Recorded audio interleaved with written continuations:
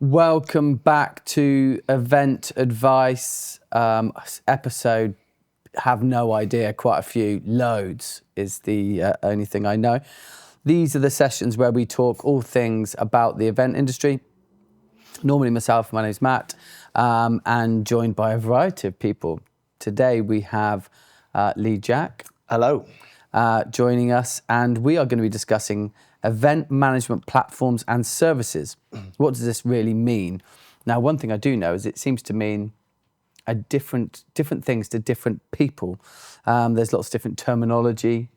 We're just setting up the US business at the minute, aren't we? And there's different terminologies across the pond as well. But what do people mean normally when they use the word platform? Platforms for software, so quite simply. Now, as you've mentioned, they're different pieces of software depending on which stage of the event management journey that you're on. So budgeting can fall within event management's agenda creation through to registration, event app, on-site badging. So it's quite a broad term, and it really leans itself to the importance of knowing what you're looking for. So a simple event management search, yes, is valuable, but understanding that which part of the event journey you're looking for event management software solution for is key. It was easier when we just did apps, wasn't it? It was much easier. Because we were an app company. And when you said platform, you meant app. Now you say platform, you're budgeting, you're building registration, you're designing a badge, you're tracking revenue through our ROI with lead capture. It's multifaceted, isn't it? Absolutely. Keeping it very top level, and this one's not a toughie. Service. What do we mean by service? So service, that's typically the people providing that software, whether it's for training or for delivery.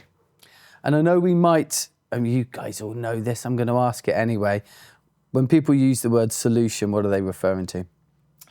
Solution, well, that's the combination of software and the people delivering it. So that is the whole event management piece, from the software through to the people. For delivery is your event management solution. And we pride ourselves on being solution first, don't we? Correct. And I think that repetitive goes back to the purpose of why are we looking for event management software? What pain point or value add are we looking to achieve?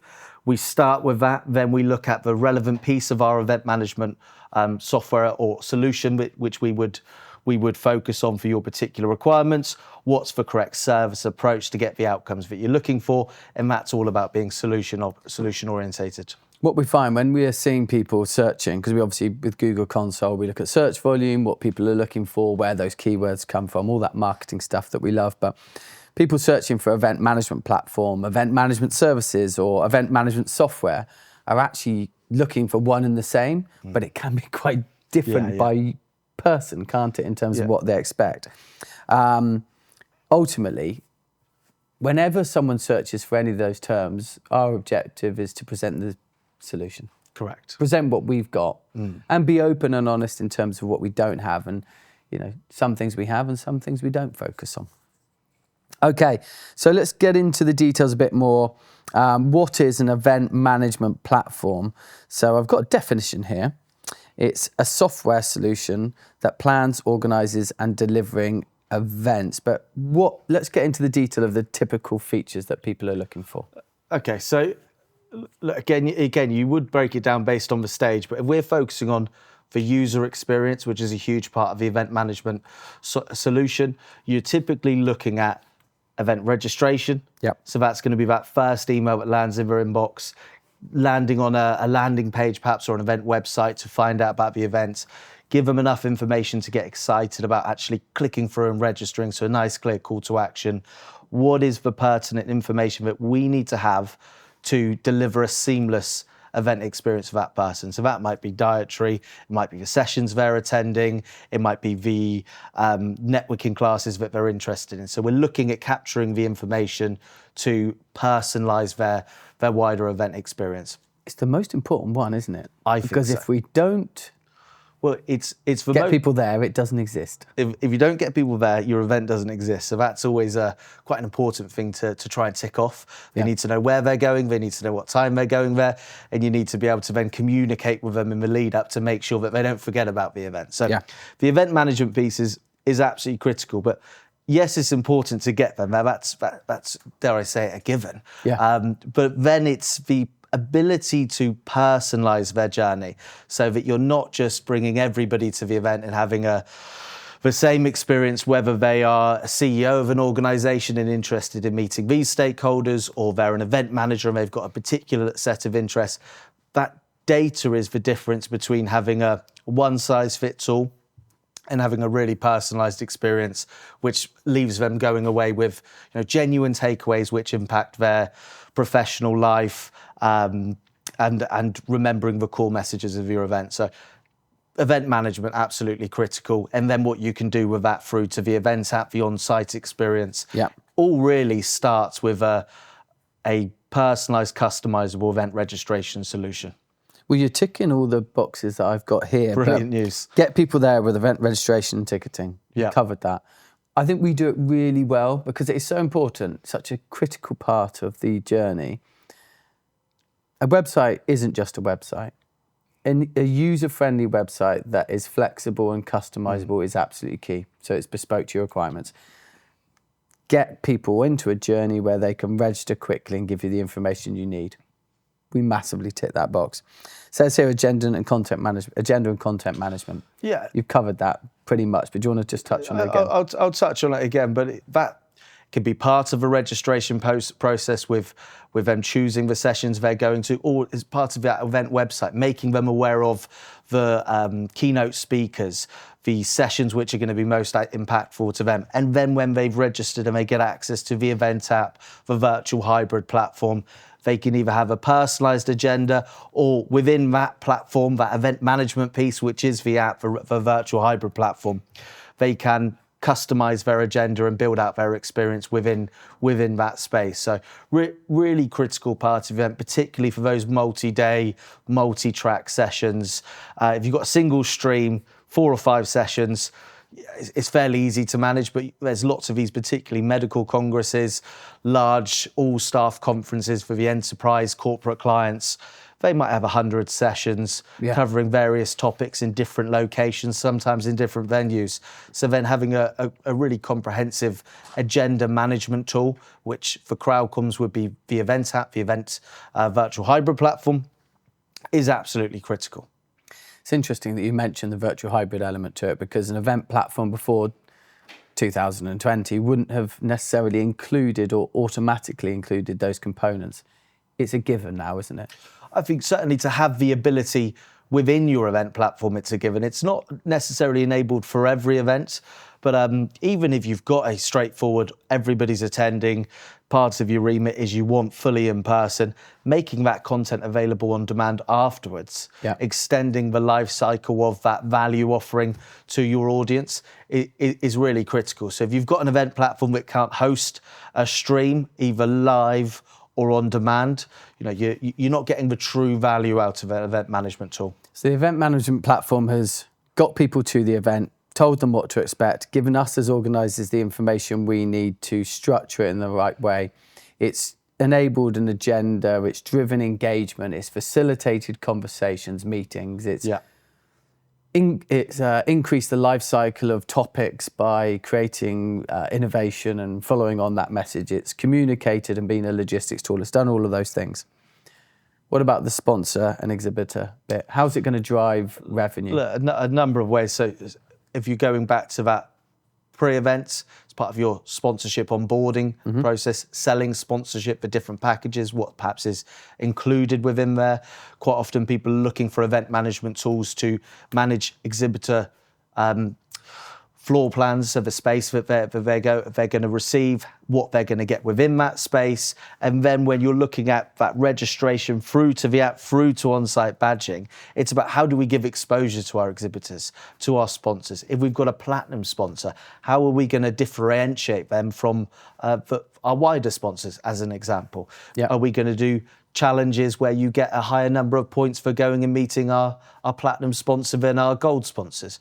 Are we making sure that they're profiled on the home screen of the app or the virtual platform?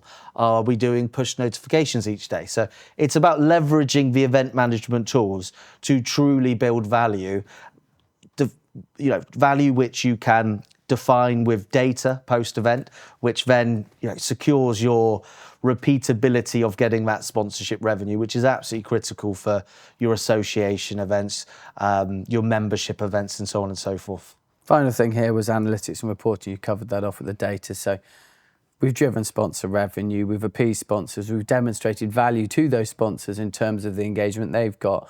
We've created conversation topics, we've booked X number of meetings, we've got our targeted 500 people to the event, each that have paid X amount. We then validate it through data. God, it's not an easy job being an event management platform, is it? There's quite a few moving pieces, Matt. I think we do it quite well. We do it pretty well. Okay, let's move on. Are we biased? Slightly. Okay, so having a really good event management platform, I suppose there's huge advantages. We've got scalability, we've got huge efficiency improvements for staff. We have data centralization, we can track it. Do you see are there any cons? Are there any things that are kind of would enable? Why should people, I don't know what the alternative is, but why should people write it on a piece of paper and do it on Excel? Well, I'd focus more on the pros than the cons, but I suppose there's a learning curve associated with any software. That goes back to the service side of things. Who are the people behind the technology? What's the training, the onboarding? What's the ongoing resources available to you to make sure that you can deliver to the objectives that you've outlined with that particular provider? That's almost a given with any piece of technology, but that learning curve is always going to be one of the challenges, depending on your organisation, getting it onboarded through security. So Crowdcom's pride herself on being one of, or if not the most secure platform available. So we've got ISO 27001, SOC 2, Donna Fielding, our incredible InfoSec manager. Legend. All there to help onboard clients and get us approved on that security review. But the time and the cost associated with going through that process, I suppose, can be prohibitive to a short turnaround compared to doing a more manual solution. But the outcome is definitely worth it, in my slightly biased opinion. Yeah, the thing I'd say is you hear from people moving from other companies, it doesn't matter who they are, that's not the purpose of these sessions. Saying, we did a 6-month onboarding to the software. Yeah. I mean, that's just bonkers. That's not the point of software. Well, it should make your life easier. If it's truly self-service and a simple user experience for the end user and supposed to make the organizer's life easier, the fundamentals of a platform you should be able to learn and master certainly within a matter of hours. There's always going to be some quirks and comprehensive pieces that if you've got really complex requirements, which take a little bit more time and support to get you there. But being able to spin up a event website, get your email out, get people signing up to your event, you need to be able to do that quickly, particularly when you're looking at it at scale.